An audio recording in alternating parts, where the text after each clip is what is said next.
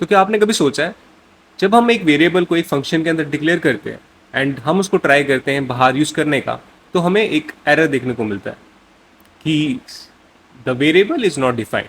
इसको समझने के लिए हमारे पास दो टॉपिक्स हैं, स्कोप और रिटर्न टाइप। सो स्कोप बेसिकली क्या होता है, लेट्स से हमारे पास एक वेरिएबल है सम वैल्यू।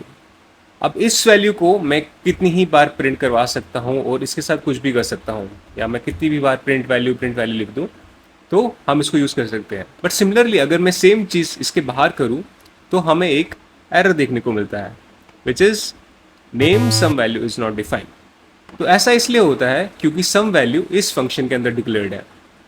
यहीं अगर मैं बाहर एक वैल्यू लिख दूँ, जैसे कि वैल्यू इक्वल्स टू 10, तो इसको मैं यहाँ भी यूज़ कर सकता हूँ और इस फंक्शन के अंदर भी यूज़ कर सकता हूँ, क्योंकि इसका स्कोप ग्लोबल है। एंड इस ग्लोबल स्कोप को मैं इसके अंदर भी यूज़ कर सकता हूँ एंड इसके अंदर भी यूज़ कर सकता हूँ, क्योंकि ये किसी पर्टिकुलर फंक्शन के अंदर नहीं है।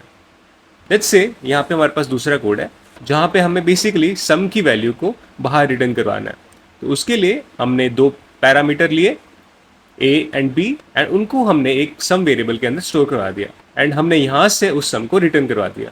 एंड रिटर्न क्या करता है, रिटर्न बेसिकली जो भी हमारा यहाँ पे वेरिएबल है उसको इस फंक्शन से बाहर निकालता है, ताकि हम इस सम की वैल्यू को इस फंक्शन के बाहर भी यूज कर सके। जैसे यहाँ पे मैंने लिखा है total sum equals to some 2, 10, और यहाँ पे मैं प्रिंट करवा रहा हूँ टोटल सम को। तो अगर मैं इसको रन करूँ तो आप देख सकते हो मेरे पास 12 आ रहा है। इसका मतलब कि यहाँ से जो सम की वैल्यू आ रही है वो मैं यहाँ पे यूज़ कर रहा हूँ। सो ऐसे आप स्कोप और रिटर्न टाइप को रिमेंबर कर सकते हो।